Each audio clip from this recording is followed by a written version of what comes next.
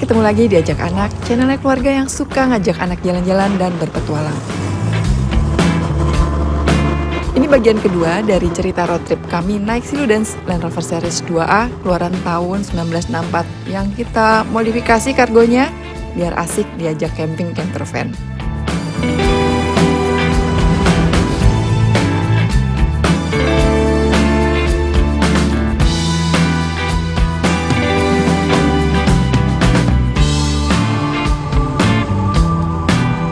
Di episode sebelumnya kita udah cerita bahwa kami tuh masuk ke Taman Nasional Baluran buat camping. Tapi ternyata zong, kita salah pintu. Pintu utama yang ada di pinggir Jalan Raya Banyuwangi Situbondo, itu namanya pintu Batangan ya. Nggak bisa camping kalau lewat situ. Kalau mau camping di Taman Nasional Baluran, harusnya lewat pintu Watu Numpuk. Nanti kalau kita udah masuk lewat pintu Watu Numpuk, bakal diarahin buat camping di Pantai Bilik atau area sekitarnya. Jadilah dari pintu Batangan kita balik arah lagi. Soalnya pintu Watu Numpuk itu kalau dari Situbondo, tempat kita datang ya, itu adanya sebelum pintu Batangan, lebih deket ke kota Situbondo. Patokannya dia deket monumen mobil rusak. Nah itu ada jalan kecil, ada gang gitu ya, masuk aja ke dalamnya. Gerbang Taman Nasionalnya nggak kelihatan dari tepi jalan raya, jadi harus belusukan dulu masuk. Tapi ada penunjuk arah ke Pantai Bilik. Cukup jelas kok penandanya, cuma memang agak kecil ya jalannya.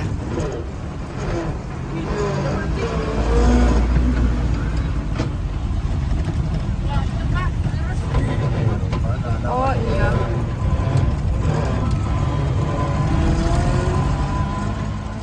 Nggak lama kelihatan deh pintu pos Watu Numpuk. Dibanding pintu Batangan, di sini memang jauh lebih sederhana. Terus buat masuk gerbang, pengunjung harus turun dulu, lapor.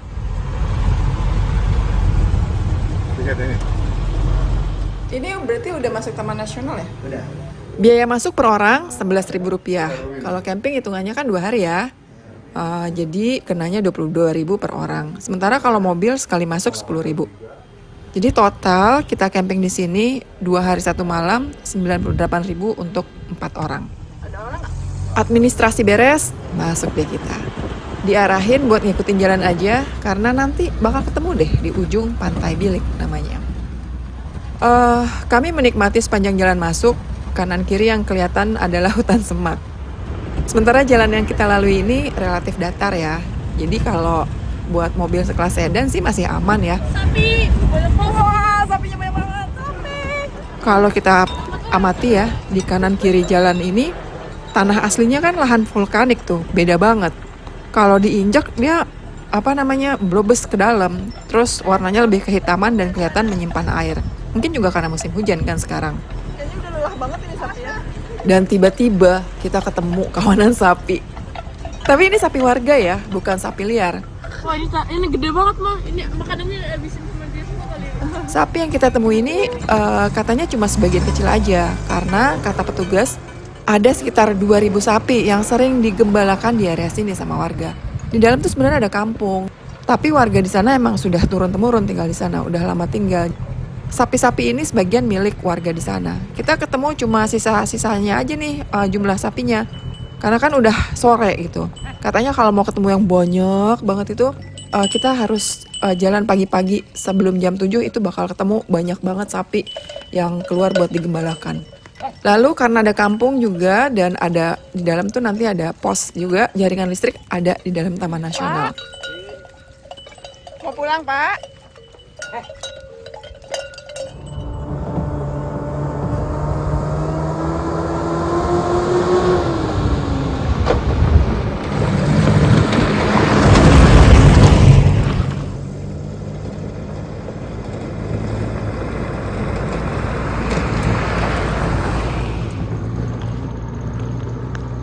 Semakin masuk ke dalam, udah mulai kelihatan ya, batuan vulkanik berbagai ukuran bertebaran. Inilah sisa-sisa letusan Gunung Baluran di masa lampau. Di beberapa tempat, batunya bahkan kelihatan tumpuk-tumpukan gitu, membentuk komposisi acak yang estetik. Wow, kayak pohon-pohon bonsai ya. Bagus deh dilihatnya, udah kayak sengaja dibikin gitu ya. Mungkin ini sebabnya wilayah ini disebut Watu Numpuk. Udah kayak instalasi seni gitu. Batu numpuk. Batu numpuk. Aja biar jadi panjat monyet. Iya, udah keren banget pemandangannya, seluruh ayam hutan tuh. Aslinya 40% bentang lahan Taman Nasional Baluran itu terdiri atas sabana. Tapi luas sabana semakin berkurang karena invasi pohon akasia. Yang tadinya sabana perlahan jadi hutan semak ya. Kalau kata petugas di sini, perubahan ekosistem sabana itu berbahaya buat kelangsungan tanaman endemik dan satwa besar khas Baluran kayak banteng gitu ya. Kita pikir kalau semakin banyak pohon gede semakin bagus kan? Ternyata enggak juga gitu.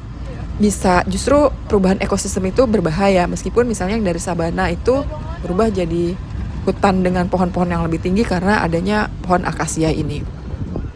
Oh, itu bilik si Jili di sana, Pak. Si Jile ditutup. Tapi ngomongin satwa, kita nggak ketemu banteng sih.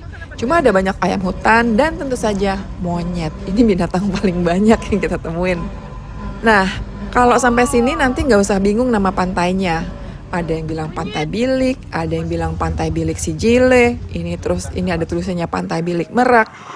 Tapi sebenarnya Pantai Bilik sama Pantai Sijile itu adalah dua pantai berbeda, cuma sebelahan. Yang kita datengin ini, yang pertama kita lihat adalah Pantai Bilik. Bisa parkir dan bisa nenda di sini. Suka dibilang Bilik Merak karena deket kampung yang tadi kita bilang tuh, ada Kampung Merak gitulah namanya. Sementara Pantai Sijile itu pas lagi tutup karena nggak ada petugasnya. Ya, kalau masuk ke dalam harus Sabtu Minggu aja. Ini kalau ada petugasnya walaupun bukan Sabtu Minggu, yang penting ada kunci, ada yang jaga, boleh masuk. Oh gitu. Tapi hari ini kemungkinan nggak ada. Nggak ada, itu tutup. Nggak usah heran ya, kok bisa ya Taman Nasional nggak ada petugasnya. Jadi kalau yang jaga Pantai Sijile itu mitra, jadi warga yang diperbantukan untuk membantu para petugas di sini. Biasanya mereka itu ngurusin soal wisata-wisata gitulah kalau mitranya Taman Nasional gitu kira-kira. Nah, kalau di Pantai Bilik ini ada pos Taman Nasional. Mereka suka ngomongnya resort gitu, kantor resort. Pos ini digunakan sebagai tempat tinggal mereka saat kebagian shift jaga. Ganti-gantian nanti bisa. Nggak tahu, kemarin sih ngobrol ada 3 hari di sini, kadang-kadang seminggu di sini, terus gantian sama teman yang lain buat bertugas di Watu Numpuk ini. Ya kita langsung aja ngobrol-ngobrol, nanya, dan yang paling penting adalah permisi ya, jangan lupa. Lagi pula di sini juga kalau butuh toilet dan kamar mandi ada nih di bagian belakang resort gitu, bisa digunakan oleh pengunjung. Sudah ada beberapa mobil pengunjung di sini gitu kan, kelihatan tuh pada parkir, cuma mereka nggak camping, cuma singgah aja. Ternyata banyak juga ya yang sengaja emang di sini pengen wisata gitu, duduk-duduk menikmati pantai. Peringatan banyak ubur-ubur dan bulu babi di tepi pantai bikin ini niat berenang udah bye, terbang jauh. Meskipun kata Pak petugas tadi kalau bulu babi sebenarnya udah mereka singkirin, paling ubur-ubur yang nggak bisa mereka bendung. Ya, tapi kalau nggak ada ubur-ubur dan bulu babi sebenarnya emang udah rada segen sih, karena cuaca mendung ya. Udah paling enak kalau dingin-dingin gini makan dan kemulan di tenda. Setup camping pakai luden sebenarnya simple banget. Cuma buka awning, terus keluarin deh perabotan kayak meja sama alat-alat memasak. Ini juga kita pakai yang praktis-praktis aja ya. Karena kan road trip itu butuh effort, perjalanan panjang jauh kalau kita bawa alat-alat yang ribet. Keluarnya susah, masuknya repot, lama, ya habis energi. Makanya semua yang kita pakai adalah sesimpel mungkin. Berada di tepi laut, angin di Pantai Bilik ini ternyata teduh ya. Ada angin tapi nggak yang gede banget, terus ombaknya juga malah kayak nggak ada. Ini karena lokasinya dia ada di teluk gitu, jadi seperti terkurung kayak kolam. Setenang danau airnya.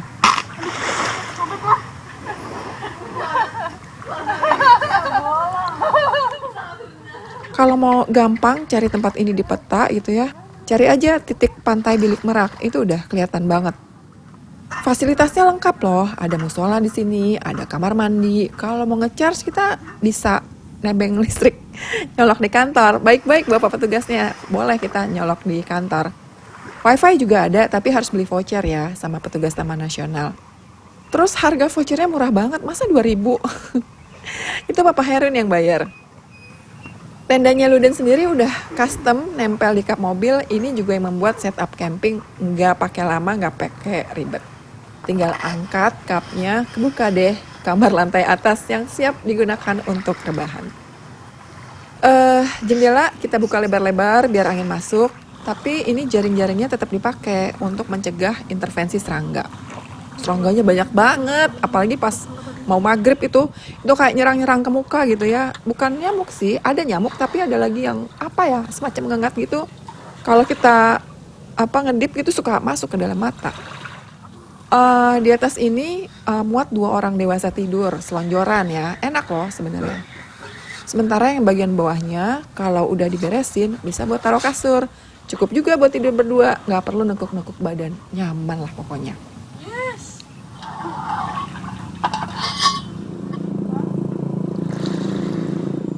Setelah 3 hari di jalan, 2 malam kita ngecamp di rest area, akhirnya camping di tempat yang proper juga. Ya begini seharusnya camping di alam bebas, bukan di rest area kan. Ya beda lah rasanya meskipun sama-sama tidur di tenda ya, di dalam mobil di tenda. Kalau di rest area kan kita nggak masak gitu.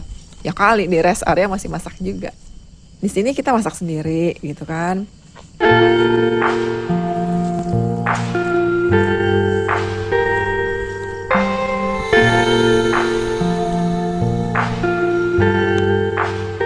Lalu yang perlu kita syukuri lagi adalah malam ini nggak hujan loh, meskipun tadi seharian mendung, kadang gerimis gitu.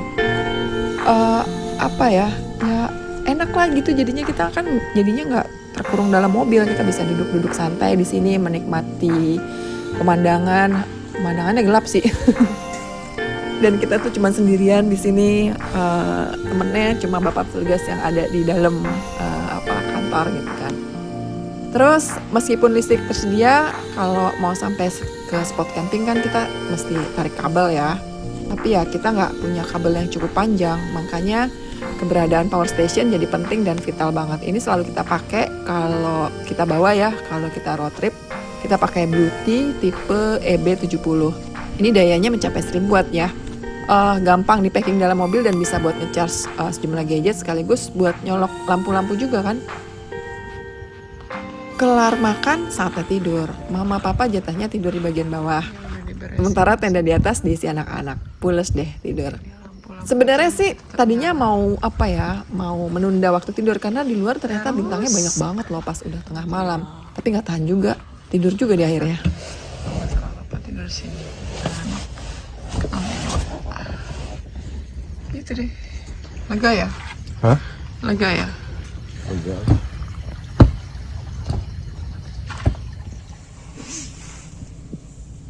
Judulnya memang camping di pinggir pantai, tapi di sini nggak sepanas dan nggak segerah yang kita bayangkan sebelumnya. Pernah kan camping di pantai tapi pengap gitu kan? Nah kalau di sini nggak. Kita bisa tidur anteng tanpa kipas angin ataupun AC. Cuma ngandelin jendela aja yang dibuka dan di hadapan kita ini ya lautnya kan kayak kolam renang ya, pantang juga.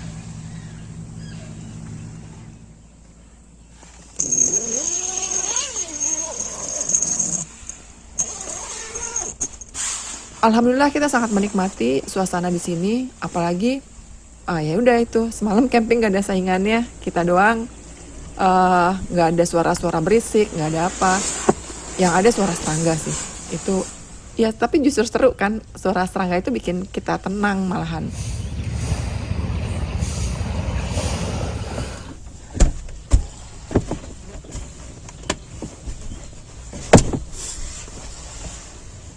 Meskipun di pantai boleh mandi, tapi tumben banget nih Keanu nggak tergoda buat nyemplung. Kemarin dia males, sekarang juga dia nggak pengen dia nyemplung, dia mau mandi aja. Dia pilih kamar mandi yang ada di belakang kantor resort itu kan. Di kejauhan kita lihat ada yang mancing deh, kayaknya mereka nginep tuh di ujung di pantai sana. Sampai mereka turun langsung ke laut. Kalau di ujung sana pantainya pasir putih. Kelihatannya sih lebih seru ya, karena bisa berendam-berendam gitu dan sebenarnya juga kayaknya cocok tuh buat camping.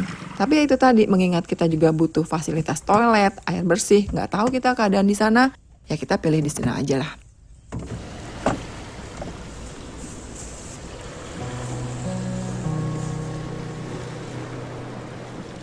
Warung-warung yang ada di sini tuh belum buka. Katanya siang lah, mereka baru datang. Santai ya. Alhamdulillah untuk urusan logistik sih, untungnya kita nggak kekurangan. Pagi ini kita relax aja, lumayan capek karena kemarin 3 hari geber di tol Trans Jawa. Sekarang saatnya istirahat.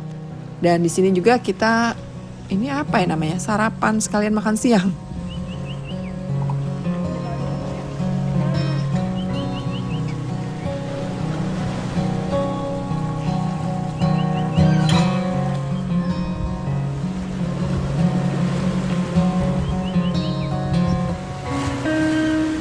Ada banyak monyet di sini ya. Ada juga beberapa yang nanya, memang kalau di Baluran monyetnya aman gitu, nggak ganggu. Ya pengalaman kami ya, sewaktu di sini monyet emang banyak. Kita ngeliat kok di mana-mana monyet. Tapi mereka ini dalam kategori yang nggak ngeganggu dan nggak mencuri. Mereka ada di mana-mana kelihatan, cuma kalau ada manusia mereka ngejauh. Makanya di Pantai Bilik atau di Pintu Watu Numpuk pada umumnya adalah kawasan yang direkomendasikan boleh buat camping. Salah satunya adalah minimnya gangguan satwa kayak gini ya, atau sebaliknya, keberadaan manusia di sini relatif nggak ganggu habitat satwa secara umum. Di Pantai Bilik ini pantainya bukan tipikal berpasir, melainkan batu koral kecil-kecil nih, warnanya hitam, khas banget pantai vulkanik.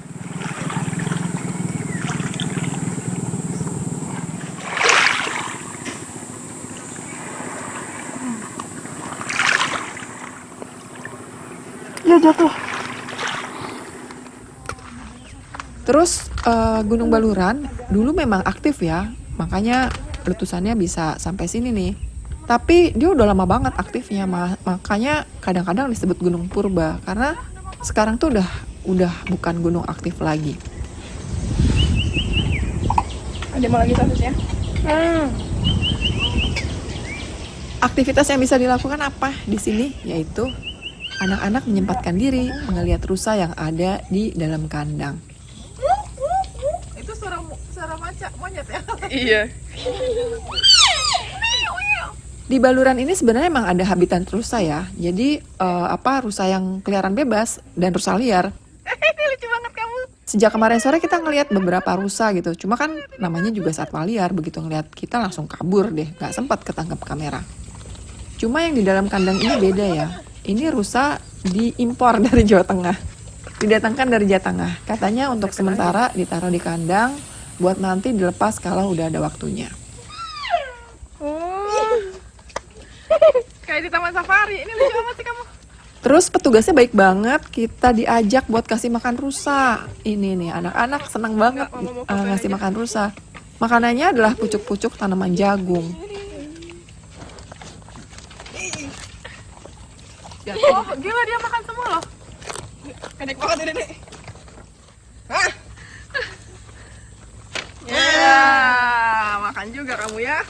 Terus yang ada di dalam kandang rusa ini jantan semua. Makanya jangan heran kalau sewaktu-waktu ini mereka bisa berantem loh. Itu adu tanduk yang tajam-tajam itu.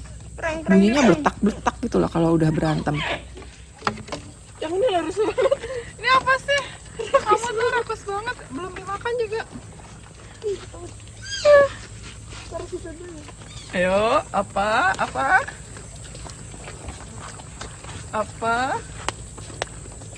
Dia tadi yang berantem ya?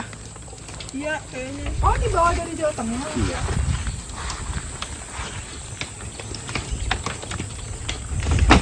Nanti kalau itu dilepas sama taruh aja. Ya, ini nanti kan kalau udah dilepas di sini, nggak mungkin jauh. Gitu.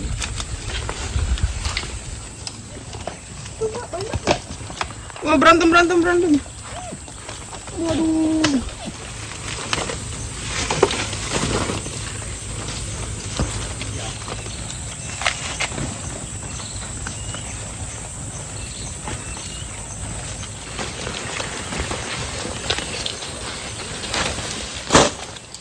Dan saatnya pun tiba untuk meninggalkan Pantai Bilik.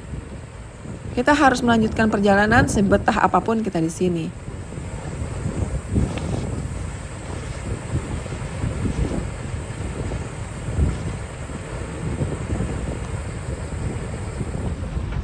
Dan ini akhirnya ketemu deh itu di kejauhan kan ada sekilas rusa. Nah itu rusa yang liar tuh ada di habitat aslinya. Nah kita keluar gerbang Watu Numpuk tuh. Terus tapi bukan berarti perjalanan kita ke Taman Nasional selesai ya. Kita masih penasaran mau masuk Baluran lewat Batangan. Lewat gerbang utama, ada apa di dalamnya seperti apa gitu. Kan kita belum lihat kemarin. Jadi sekarang saatnya masuk ngelihat atraksi utama Baluran. Ternyata masuk pintu Batangan itu lebih mahal daripada di Watu Numpuk. Per orang kenanya 21.000, itu hari biasa. Kalau hari libur lebih mahal 10.000 ya, jadi bayarnya 31.000 per orang. Sementara kalau buat mobilnya sama aja masuknya, sekali masuk 10.000. Terus tapi enaknya kalau di sini jalannya aspalnya mulus banget. Kemudian jangan berekspektasi kalau masuk Taman Nasional kayak masuk Taman Safari ya. Kegiatannya mungkin mirip bersafari. Tapi kalau Taman Safari kan satuannya udah dilokalisir ya. Nah kalau di sini kan satuannya bebas, liar. Ya yang paling gampang dilihat ya cuma monyet karena mungkin dia yang paling gak takut sama manusia. Tapi kalau banteng, kerbau liar, merak, macan tutul, ini ada loh macan tutul di sini. Ini satuannya semua yang ada di Baluran tadi tuh ya. Itu mereka condong menghindar kalau ada manusia. Spot yang pertama kita lewatin kalau masuk Taman Nasional Baluran lewat pintu Batangan adalah Evergreen Forest. Dikasih nama Evergreen karena ini adalah hutan yang selalu hijau sepanjang tahun. Beda sama savana kan, kalau savana itu kalau musim panas ya dia berwarna coklat. Afrika Van Java tuh. Lepas hutan evergreen gitu, kita langsung masuk ekosistem savana. Jadi lengkap tuh. Ada hutan yang evergreen, yang hijau sepanjang tahun, ada savana. Ini dia ikonnya. Selamat datang di Savana Bekol. Savana Bekol adalah tempat yang paling banyak menarik perhatian pengunjung. Disinilah habitatnya ada, kalau kita beruntung kita bisa ngeliat banteng berendam gitu kan, ada kijang gitu. Kadang-kadang ada burung merak lewat. Tapi kalau itu nggak kelihatan, udah bersyukur aja kalau kita masih bisa lihat monyet keliaran. Baluran dijuluki sebagai Afrika Van Java karena ini, savana ini kan mirip sama savana di Afrika sana gitu kan. Luasnya sekitar 25.000 hektar dan sebagian besarnya itu tadi 40%-nya savana. Meskipun sebagian udah tergerus savana ini karena yang tadi tuh ada banyak banget pohon akasia yang tumbuh. Nanti kalau masuk savana udah banyak mobil yang parkir di pinggir jalan karena itu penumpangnya pada turun mau foto dengan latar belakang savana. Bahkan yang datang ke sini cuma buat foto-foto juga ada. Jangan heran, jangan kaget gitu. Ya ini berkahnya media sosial ya, entah berkah entah musibah, tapi intinya berkat media sosial kalau ngelihat ada foto cakep gitu di mana pasti deh dikejar, banyak deh pengunjung yang datang ke sana. Boleh aja, tapi ingat jangan sampai ngeganggu keberadaan satwa atau mengganggu kenyamanan mereka di habitatnya. Kalau buat foto ya pengunjung memang agak bebas di sini buat turun gitu kan boleh, nggak ada larangan. Tapi ada batasnya gitu, ada patok-patok di mana itu batas terakhir pengunjung boleh masuk savana, boleh foto-foto. Nggak boleh terlalu ke dalam karena masih ada kayak kubangan-kubangan yang buat banteng-banteng atau kerbau liar, mereka suka berendam di sana. Sementara kalau mau lihat Gunung Balurannya itu tuh Gunung Baluran itu yang ada di ujung savana itu yang namanya Gunung Baluran, Gunung Purba yang udah nggak aktif lagi sekarang. Kalau kepikiran buat mendaki Gunung Baluran nggak usah dipikirin, nggak boleh, nggak dibuka itu gunungnya buat pendakian kecuali untuk penelitian.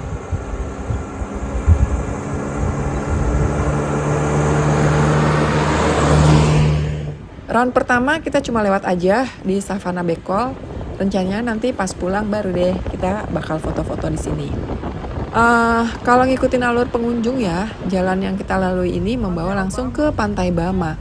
Pantai yang dibuka untuk publik berwisata. Makan yuk, lapar. Kesini nanti kena biaya parkir 5.000 aja, 5.000 buat parkir mobil. Wah, sebel tempong, es kelapa muda. Kalau lihat di peta, Pantai Bama ini langsung berhadapan sama samudra ya. Ada beberapa warung di sini, emang udah kayak tempat wisata banget. Dan kita memutuskan buat makan siang karena udah lapar.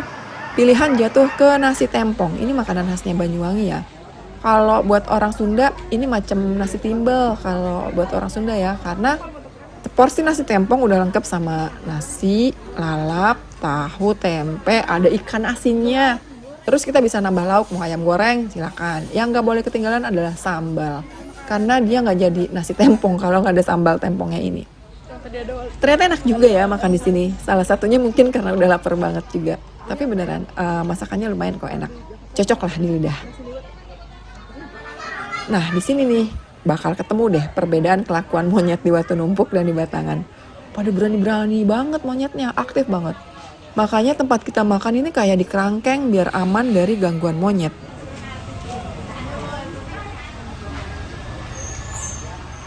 Bahkan ya ada aula tuh tempat pengunjung bisa istirahat dan mereka bisa makan di situ kalau bawa bekal. Itu juga di kerangkeng.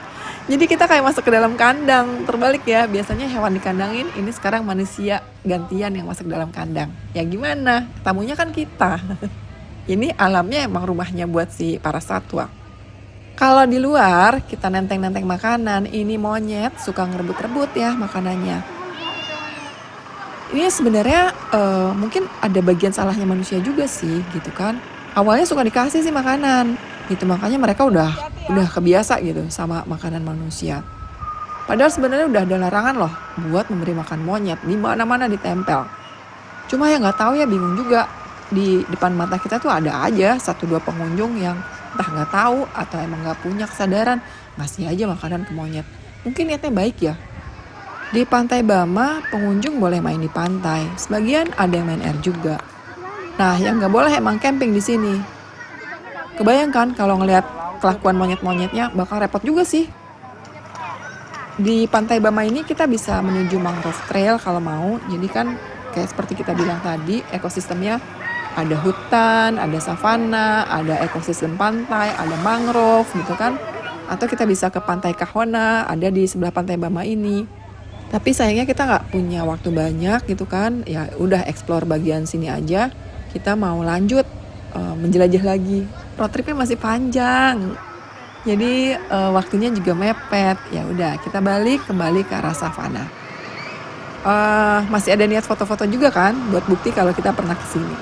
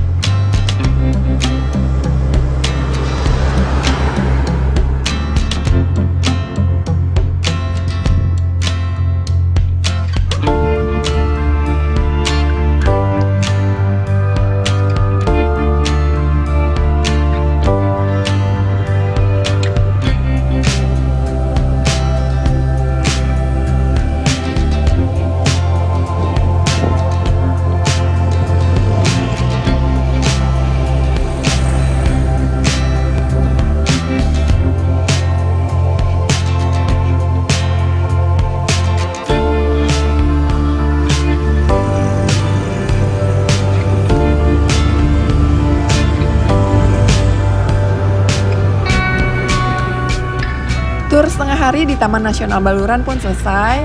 Kita segera menuju Pelabuhan Ketapang.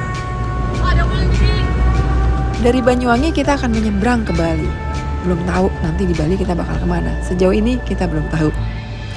Ikuti terus perjalanan Ajak Anak. Wassalamualaikum.